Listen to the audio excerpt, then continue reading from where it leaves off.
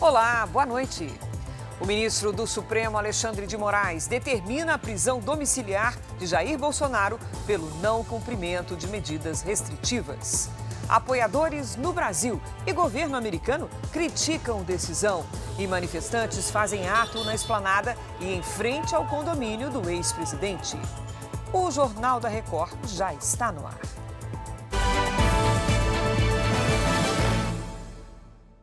Oferecimento Bradesco, cartões de crédito com benefícios de estrela de cinema. O presidente Jair Bolsonaro está preso em casa em um condomínio em Brasília. A prisão foi determinada pelo ministro Alexandre de Moraes, do Supremo Tribunal Federal. Após o anúncio da prisão, houve uma manifestação de apoiadores na esplanada e na frente do condomínio de Bolsonaro. Yasmin Costa, em Brasília, acompanhou e ela está no local. Olá, Yasmin, boa noite.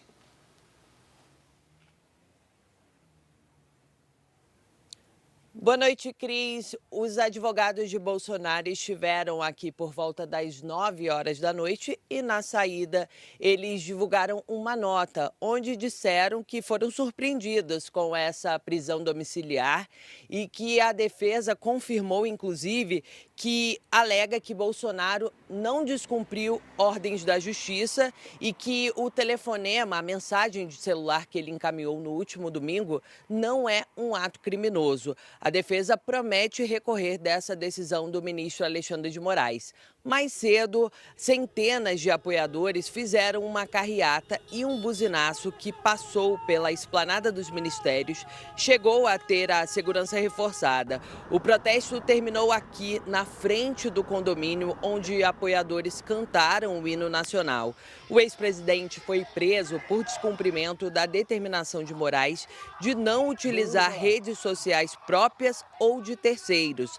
Na decisão, o ministro afirma que Bolsonaro utilizou redes sociais de aliados para divulgar mensagens com claro conteúdo de incentivo e instigação a ataques ao Supremo Tribunal Federal e apoio ostensivo à intervenção estrangeira no Poder Judiciário brasileiro.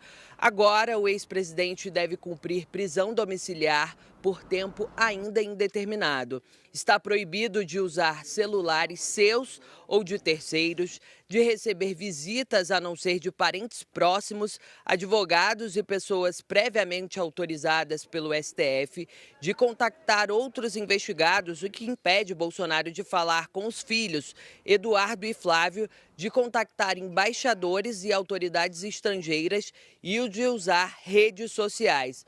O descumprimento dessas medidas alerta o ministro Alexandre de Moraes pode resultar em uma prisão preventiva. Cris. Obrigada, Yasmin. E a prisão domiciliar do ex-presidente Jair Bolsonaro repercutiu imediatamente entre aliados e opositores. Pelas redes sociais, o presidente do Partido Liberal, Valdemar Costa Neto, disse que a ordem de prisão, um dia após as manifestações populares, soa como vontade de calar a população brasileira. O ex-ministro do governo Bolsonaro e presidente do PP, o senador Ciro Nogueira, escreveu que a prisão domiciliar, antes mesmo do julgamento, é um fato jurídico com que ninguém pode concordar. O deputado Eduardo Bolsonaro, filho do ex-presidente, disse que ficou triste com a prisão do pai, mas não surpreso. Outro filho, o senador Flávio Bolsonaro, disse que não viu problema ao postar o vídeo. E óbvio que quando eu postei isso nas minhas redes sociais, eu fiz esse raciocínio. Bom, eu não tenho medida cautelar nenhuma contra mim, não faço parte desse processo, eu sou um parlamentar, eu posso postar aquilo que eu quiser, eu não tenho restrição nenhuma. E já que o presidente Bolsonaro está apenas fazendo uma saudação para as pessoas que estão ali em Copacabana, não durou 15 segundos a fala dele, eu não vi problema nenhum. Assim como os advogados do Bolsonaro também não viram problema nenhum.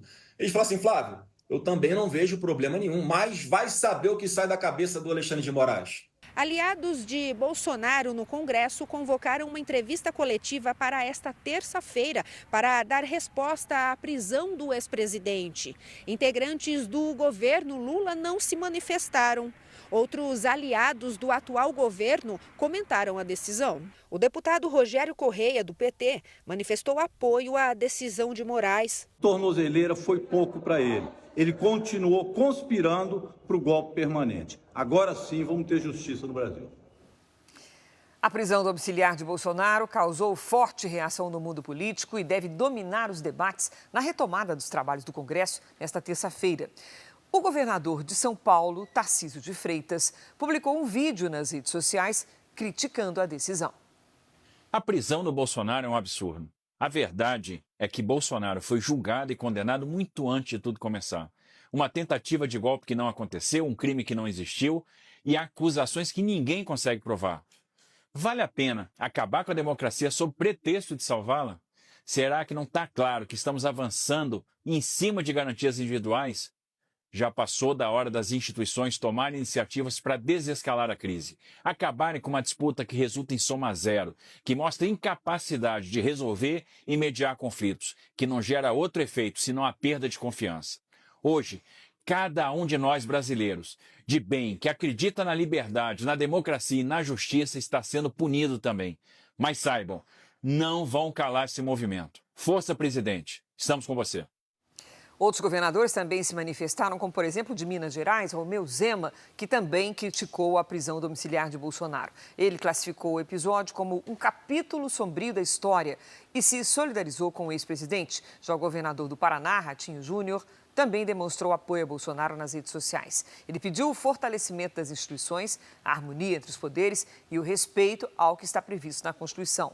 O governador do Rio Grande do Sul, Eduardo Leite, disse receber o episódio com desânimo, que não gosta da ideia de um ex-presidente não poder se manifestar e que gosta menos ainda de vê-lo ser preso por isso. E citou que, aspas, é hora de refletir sobre os graves danos da polarização e buscar novos caminhos, fecha aspas. Em Brasília, há o temor de que o governo Trump agrave as sanções contra os ministros do Supremo após a decretação da prisão domiciliar de Bolsonaro ou até adote novas medidas de retaliação comercial contra o Brasil. A primeira manifestação de Washington veio poucas horas depois do anúncio da decisão de Alexandre de Moraes, que a Casa Branca chamou de ameaça à democracia. Pelas redes sociais, o Escritório de Assuntos do Hemisfério Ocidental do Departamento de Estado americano afirmou que, abre aspas, o ministro Alexandre de Moraes, já sancionado pelos Estados Unidos por violações de direitos humanos, continua usando as instituições brasileiras para silenciar a oposição e ameaçar a democracia. O texto diz também que impor ainda mais restrições à capacidade de Jair Bolsonaro de se defender publicamente não é um serviço público. E acrescentou: deixem Bolsonaro falar. O departamento ainda declarou que os Estados Unidos condenam a ordem de Moraes que impôs prisão domiciliar e que responsabilizarão todos que colaborarem ou facilitarem condutas sancionadas. A prisão domiciliar de Jair Bolsonaro repercutiu pelo mundo. O jornal americano The New York Times destacou que o ex-presidente vai permanecer em prisão domiciliar enquanto aguarda o julgamento e citou as tarifas adotadas por Donald Trump por causa do processo por tentativa de golpe. O britânico The Guardian afirmou: Bolsonaro é acusado de descumprir proibição imposta em meio a temores de que ele possa fugir para evitar uma punição por suposta tentativa de golpe. A reportagem do francês Le Figaro diz: o motivo da prisão domiciliar, segundo o magistrado Alexandre de Moraes, foram as ações de Bolsonaro veiculadas por sua bancada nas redes sociais durante manifestações em todo o país no domingo. O espanhol El País lembrou que o ministro já havia instalado uma tornozeleira eletrônica no ex-presidente e acrescentou que agora Bolsonaro não poderá sair de casa. Já o ministro do Supremo Tribunal Federal, Edson Fachin, classificou como ameaça à soberania nacional as medidas que vêm sendo adotadas pelo governo Trump contra o Brasil. Acompanhe.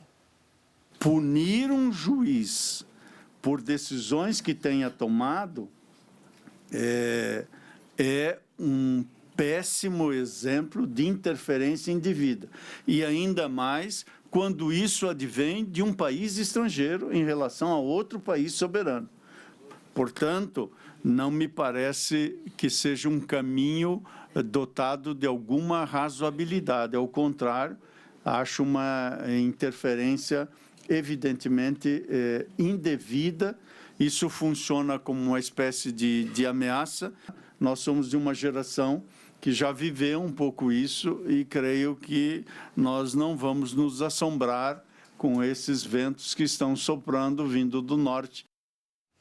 O ministro Alexandre de Moraes ordenou o uso de tornozeleira eletrônica para o senador Marcos Duval.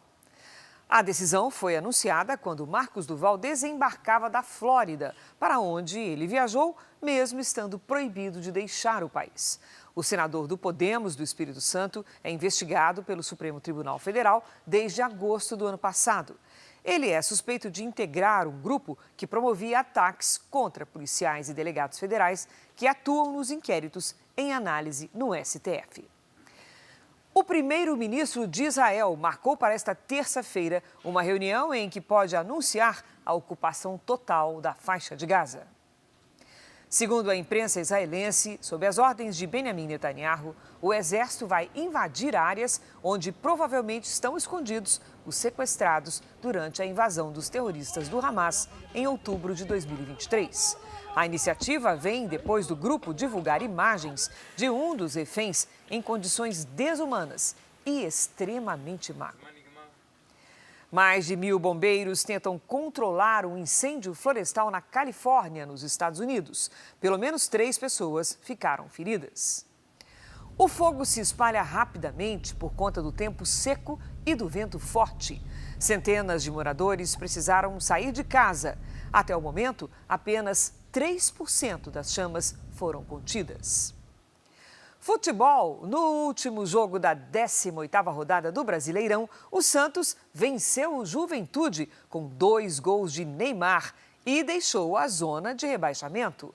A Duda Gonçalves acompanhou a partida. Boa noite, Duda. Boa noite, Cris. O Santos venceu o Juventude por 3-1 aqui no Morumbi para mais de 35 mil torcedores. O Juventude foi quem começou melhor. Hermes teve liberdade, deu passe para Enio marcar, mas a arbitragem viu impedimento no lance. O Peixe reagiu e aos 36 minutos a bola sobrou para Neymar abrir o placar. 3 minutos depois, Roleiser cruzou para Barreal fazer o segundo. No fim do primeiro tempo, em cobrança de escanteio, Ilqueranrel diminuiu de cabeça. No segundo tempo, Neymar, de pênalti, fez o terceiro para o Santos, o segundo dele na partida. Com a vitória, o Santos deixou a zona de rebaixamento. No próximo domingo, o Peixe enfrenta o vice-líder Cruzeiro em Belo Horizonte. Jogo que terá transmissão da Record, R7 e Play Plus. Cris. Obrigada, Duda. Esse foi o Jornal da Record. Ouça essa e outras edições dos boletins JR 24 Horas, também nas plataformas de áudio. Você fica agora com o programa Entre Linhas. Boa noite, boa terça-feira para você.